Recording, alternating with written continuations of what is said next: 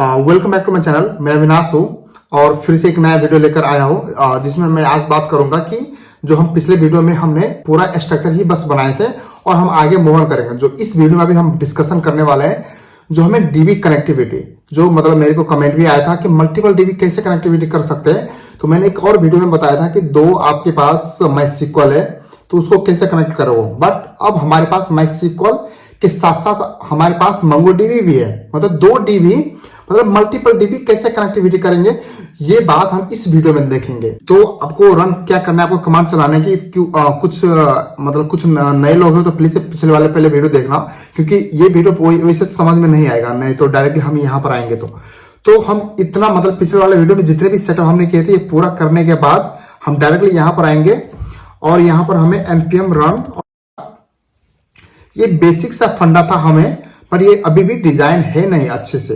अब हम क्या करेंगे, मान लो कि हमें MongoDB के साथ कनेक्टिविटी करना है तो MongoDB पर क्या होता है, URL जो मैंने अभी थोड़ा कॉपी करके रखा हूं, इसका लोकल लिखा MongoDB/localhost 2707 और वहां पर आप कुछ भी नाम दे दो, ई कॉमर्स दे दो या जो भी आपको देना है, ट्रेनिंग दे दो, है ना।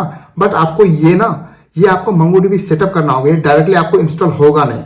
तो MongoDB इंस्टॉल करने के लिए आपको, क्योंकि ये वीडियो काफी लंबा फिर हो जाएगा, तो MongoDB इंस्टॉल करना सबसे पहले आपने MongoDB इंस्टॉल करने के मैंने एक ये भी बता देता हूं आपको कमांड क्या होता है MongoDB का। MongoDB इंस्टॉल मतलब विंडोज मान लो या मेरे पास तो मैक है तो मैंने मैक के लिए इंस्टॉल किया था। तो ये मैंने एडिशन होते हैं जो GUI होते हैं, GUI आपको इंस्टॉल करना होगा, जो मैंने तो कमांड के थ्रू किया था, मेरे को कोई इशू नहीं आया। वहां पर होगा MongoDB GUI, okay, graphical user interface, वो आपको इंस्टॉल करना है। वो इंस्टॉल होने के बाद ना आप यहाँ पर सर्च करोगे, सपोज मैं यहाँ पर सर्च कर रहा ना, इस टाइप का लोगो आएंगे ना, तब इस पर क्लिक कर लेना, दैट्स इट। मैंने यहाँ पर क्लिक करके आऊंगा तो ये मेरा ओपन होगा, ठीक है।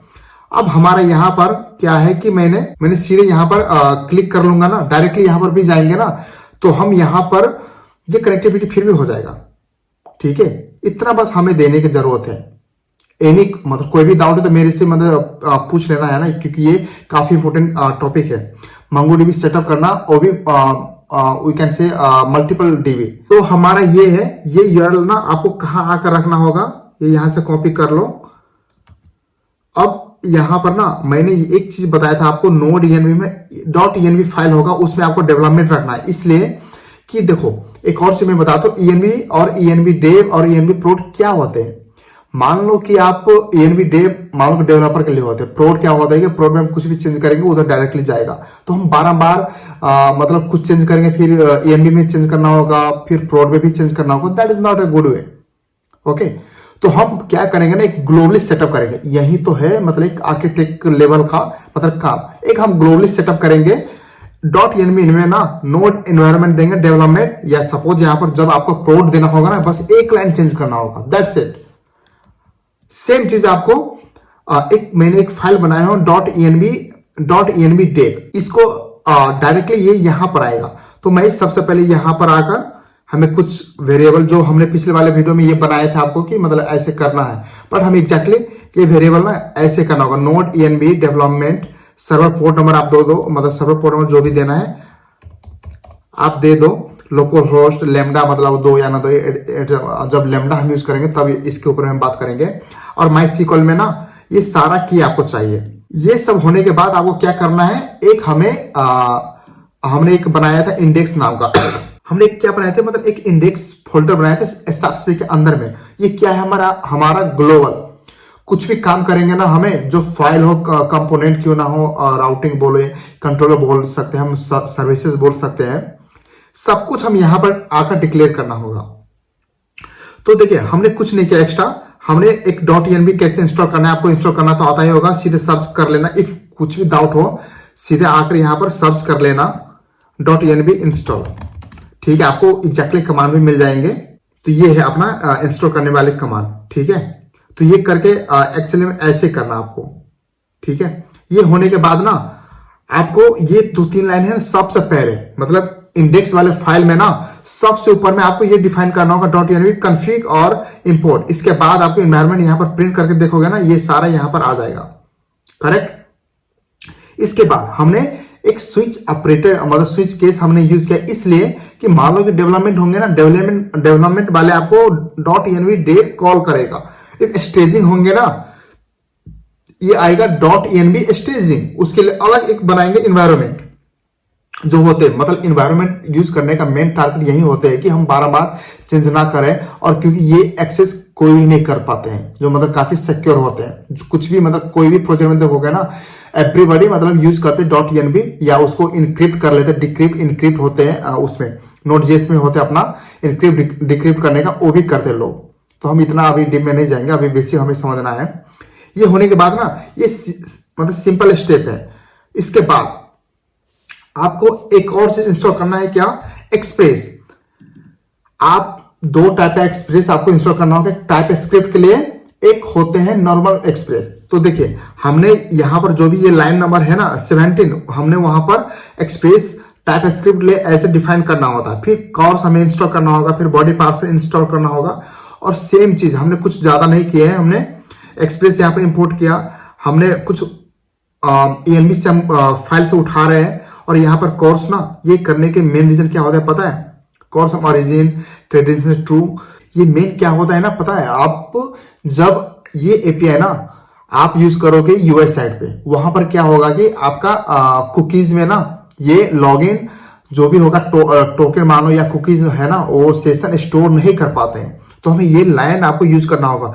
ये लाइन काफी इंपोर्टेंट लाइन है, ये लाइन काफी इंपोर्टेंट लाइन है, ध्यान देना। ये ओरिजिन क्रेडेंशियल ट्रू आपको करना होगा, बट रिएक्ट में ना वो मैं कोड आपको दिखा दूंगा ये कब आते इशू। जब हम रिएक्ट पे या रिएक्ट नेटिव पे हम वो काम करेंगे ना, वो आएगा, मैं आपको दिखाऊंगा। ये मेरे साथ काफी प्रॉब्लम हुआ था, और जो मेरा सीनियर थे वो बोले कि ये बैकएंड का गलत है, बैकएंड में ऐसा मतलब तुमने हैंडल नहीं किया है। बट एग्जैक्टली प्रॉब्लम ना यूआई पे था, और यूआई उनको पता नहीं था, तो सीधे ब्लेमिंग करते हैं। पता है सीनियर कैसे लोग होते हैं, है ना, सभी के साथ ऐसे फील होते हैं। तो ये चीज ना आपको रिएक्ट जेएस पे आपको हैंडल करना होता है, बट बैकएंड पे आपको ये दो लाइन आपको यूज करना होगा। और मैं ये ना ये कमांड मैं आपको दे भी दूंगा कि ये कहां पर यूज होता है, क्योंकि मेरा प्रोजेक्ट में देखना पड़ेगा कहां पर मैंने यूज किया हूं, है ना।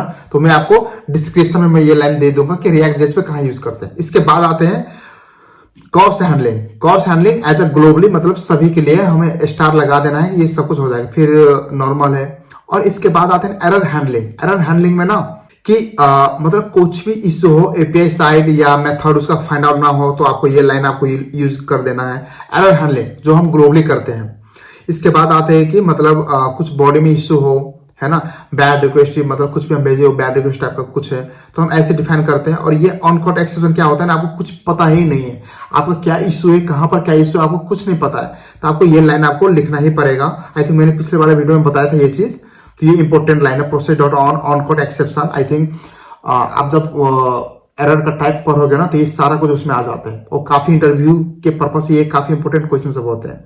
इसके बाद आता है सेम चीज है ऑन हैंडल रिजेक्शन। वो एक्सेप्शन हो गया हैंडल रिजेक्शन की, मान लो कि प्रोमिसेज है, कोई प्रोमिस है कि वो रिजेक्ट हो गया, तो उस टाइम पे आपको मे बी कि मान लो कि बहुत बड़ी एपीआई है, उसमें पता नहीं चलेगा ना, एज अ ग्लोबली ये कॉल हो जाएगा ऑटोमेटिक, ठीक है। नॉर्मल और कुछ नहीं, पेज मतलब मान लो कि कुछ रॉन्ग एपीआई आप हिट कर रहे हो, वहां पर आपको पेज ही फाइंड आउट नहीं हुआ, तो page not found as a server आप डिफाइन करते हो, ये लाइन है। और नीचे मैंने सर्वर से जस्ट कनेक्ट किया है, दैट्स इट। ये है अपना पिछले वाले वीडियो में जो हमने डिस्कशन किया था, ये चीज यहां पर हमने किया था। इसके बाद हम आते हैं अब MongoDB सेटअप करने के लिए, ठीक है। तो MongoDB का काफी लंबा मैंने कोड लिखा हो, जो मैंने ऑलरेडी लिखकर रखा था, तो मैं आपको समझा देता हूं, और वो कोड आप वन बाय वन देखकर आप टाइप भी कर सकते हो वीडियो को पॉज करके, ठीक है। तो अब हम आते हैं कि आर्किटेक्ट लेवल के ऊपर में, कि हमें अपना स्ट्रक्चर किस टाइप का बनाना है। इंडेक्स तो आपको समझ में आ गया होगा कि ग्लोबली हम ये बनाते हैं, बट आपको कॉन्फ़िग, मान लो कि हम कॉन्फ़िग में क्या रखते हैं कि हम एज अ ग्लोबली कुछ भी हम फंक्शन लिखते हैं, कॉमन फंक्शन, वी कैन से कि कॉमन फंक्शन, तो हम वहां पर डाल देते हैं। सपोज मान लो कि कुछ मेथड है, HTTP मेथड सब होते हैं, वो हमें इंपोर्ट करना हो तो यहाँ पर रख देते हैं, या हेल्पर में आप रख देते हो, है ना। तो कॉन्फ़िग में जितने भी काम होंगे ना बड़े लेवल के, कि कॉमन कोड, जैसे कि हमने रेडिस सेटअप करना है, तो रेडिस वाले कोड कॉन्फ़िग में रखेंगे, जो भी 10-15 लाइन का होगा वो। इसके बाद आते हैं कि ये कॉन्फ़िग हो गया। इसके बाद हम डेटाबेस लेवल के होंगे, डिफरेंट डेटाबेस, ये हम यहाँ पर आकर करेंगे। ये हो गया डेटाबेस लेवल की सेटअप। अब मान लो कि आपको एरर हैंडलिंग करना है, कि मान लो कि आप same type of error one by one line of code लिखोगे, इससे अच्छा है कि ग्लोबली एक बना लो। ये आर्किटेक्ट लेवल की बात जो आपको मतलब कोई भी यूट्यूबर आई थिंक नहीं बताते हैं, क्योंकि वो लोग इतने डीप में आते नहीं है। जो ये कोड है ना, आप किसी को दिखाओगे ना तो आप कोई भी प्राउड फील करेगा आपके ऊपर में, ठीक है। तो हम चलिए हम कॉन्फ़िग वाले में ना, एक हमें मंगो डीबी सेटअप करना है, तो मंगो डीबी का हम यूआरएल बनाते हैं। तो सबसे पहले आपको कॉन्फ़िग सोर्स के अंदर में एक कॉन्फ़िग फोल्डर बनानी है। उसके अंदर में मान लो कि हमें करना क्या है, मंगो डीबी .ts, ठीक है। ये रखने के बाद आपको एक इंस्टॉल करना होगा, क्या, इंपोर्ट मंगोज, ठीक है। मंगोज आपको इंस्टॉल कर लेना होगा, मंगोज इंस्टॉल इन, ठीक है। ये एक कमांड है, npm का कमांड होते हैं। वो कमांड तो मतलब ज्यादा उस पर क्या है डिस्कशन करें, है ना। तो npm i मंगोज आपको इंस्टॉल करना है। ये कमांड आपको करना है क्योंकि ऑलरेडी मैंने इंस्टॉल कर चुका हूं। तो ये कमांड बस आपको यहाँ पर करना है और लास्ट में ना सेव कर लेना है, ठीक है। ये चलानी है, दैट्स इट। तो ठीक है, मंगोज आपको इंस्टॉल करना है। मैं कुछ लाइन ऑफ कोड है, मैं इसको एक्सप्लेन कर देता हूँ कोड क्यों हमने लिखे, इसका रीजन क्या है। तो देखिए हमने क्या किया, मंगोज हमने इंस्टॉल करके ये हमने डिफाइन किया, और हम प्रोसेस मंगो यूआरएल ना हम कहाँ से लेकर आ रहे हैं, env फाइल से, ठीक है। यहां से हम मंगो यूआरएल लेकर आ रहे हैं, ठीक है। इसके बाद आते हैं कि अब हम ये उप्स कंसेप्ट फॉलो करते हैं। टाइप स्क्रिप्ट हम इसलिए वीडियो बनाते हैं ना, क्योंकि ये उप्स कंसेप्ट फॉलो करते हैं क्लास कंपोनेंट में। और ये क्लास कंपोनेंट हमें करने की जरूरत इसलिए है यहाँ पर कि हम फंक्शनली करेंगे ना। फंक्शनली मतलब ग्लोबली कहीं पर भी डिफाइन कर देते, कोई भी कहीं पर भी कुछ भी चेंज करते हैं ना, तो उसको कोई भी मतलब कहीं से भी कुछ भी चेंज कर देते हैं। तो हम क्लास कंपोनेंट यूज करेंगे। उप्स कंसेप्ट जो भी हम जावा में पढ़ते हैं, पाइथन में पढ़ते हैं उप्स कंसेप्ट, और टाइप स्क्रिप्ट में ना मेनली हम लोग उस पर पढ़ते हैं, ठीक है। तो उसमें कुछ नहीं, सिंपली आपने आई थिंक काम ही किया होगा और रिएक्ट.जेएस पुराने वाले वर्जन पे कि हमने क्लास कंपोनेंट पे काम करते थे। सेम ही चीज है वहां पर भी। हमने देखिए हमने किया कुछ नहीं ज्यादा, हमने क्लास एक डिफाइन किया, क्लास कंपोनेंट, और हम इसको एक्सपोर्ट कर दिया, ठीक है। इसके अंदर में बस हम फंक्शन टाइप का फंक्शन ऐसे हम डिफाइन करते हैं ना। हमने फंक्शन बस लिखा है। हमने क्या किया, कंस्ट्रक्टर के अंदर में एक कंस्ट्रक्टर क्या होता है, जो उप्स कंसेप्ट में पढ़ोगे ना, कंस्ट्रक्टर इनहेरिटेंस, ये सारा कुछ आते हैं। तो इसके डीप में हम नहीं जाएंगे। कंस्ट्रक्टर के अंदर में आपको डिफाइन करना होगा, क्योंकि सेम चीज को है ना बार बार हमें कॉल करना है, ठीक है। ये नहीं कि यहाँ पर बनाए तो यहीं पर कॉल करेंगे, हम ग्लोबली हम उसको कॉल करेंगे। तो हम ज्यादा डीप में नहीं जाएंगे क्योंकि उप्स कंसेप्ट मेरे को पूरा समझाने पड़ना पड़ेगा कि पूरा होल कंसेप्ट उप्स कंसेप्ट होते क्या है। तो if any case you have any doubt तो please raise the comment in a comment section.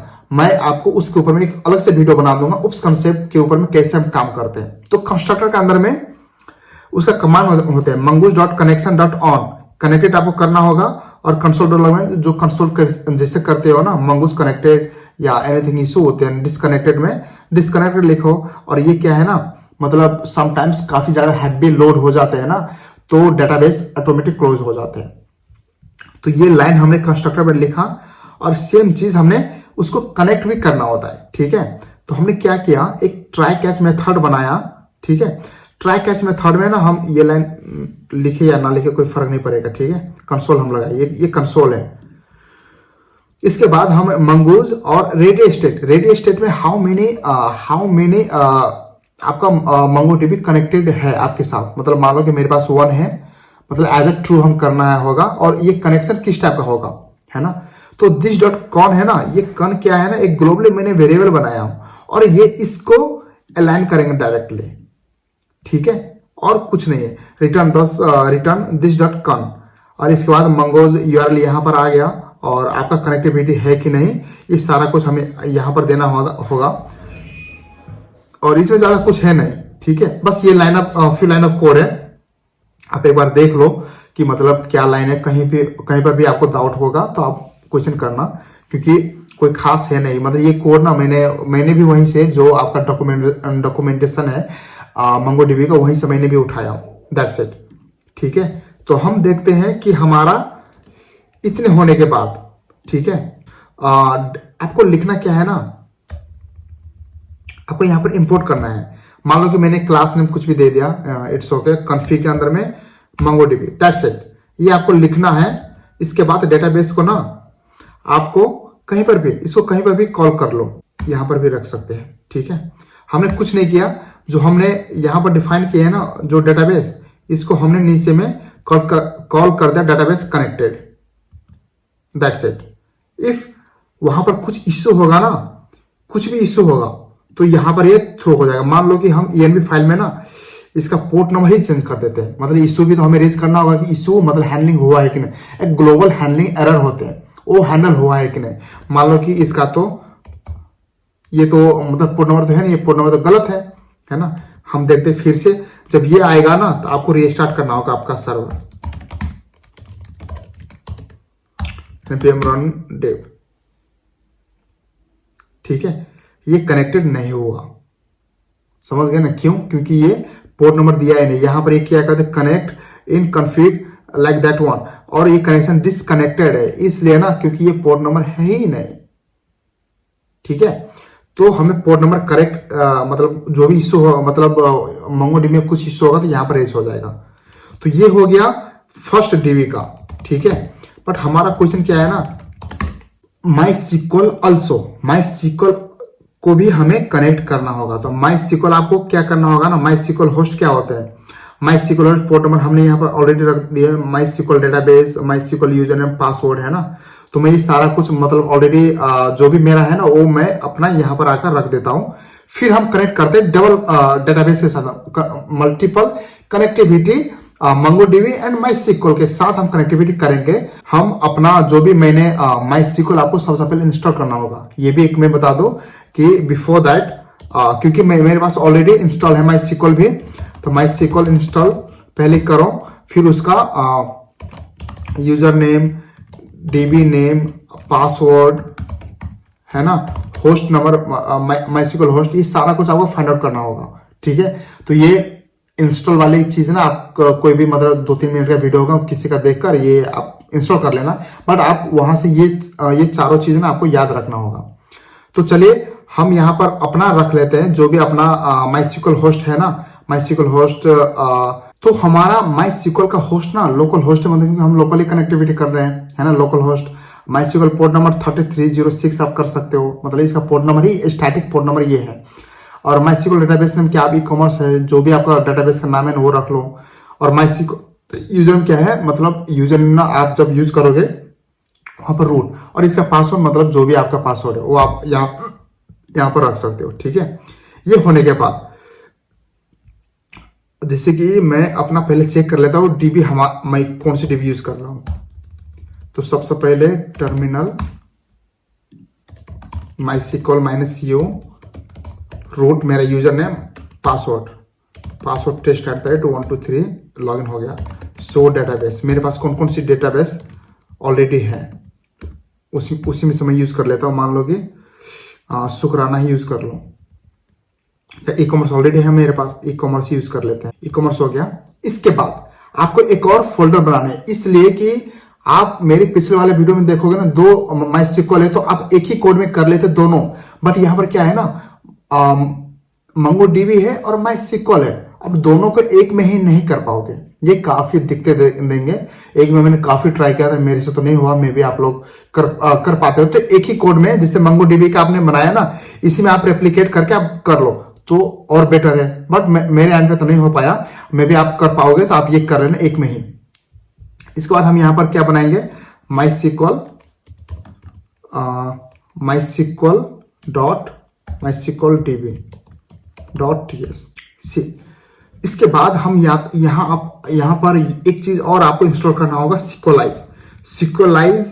इसलिए मैं बोल रहा हूँ ना, क्योंकि MySQL आप डायरेक्टली इंस्टॉल करोगे ना तो मतलब काफी दिक्कतें आते हैं, इसलिए मतलब आपको कलेक्शन क्रिएट करना होता है। बट MongoDB में क्या होता है ना, आप मॉडल में डिफाइन कर दे, आप हिट करोगे तो ऑटोमेटिक क्रिएट हो जाते हैं आपका सर्वर पे।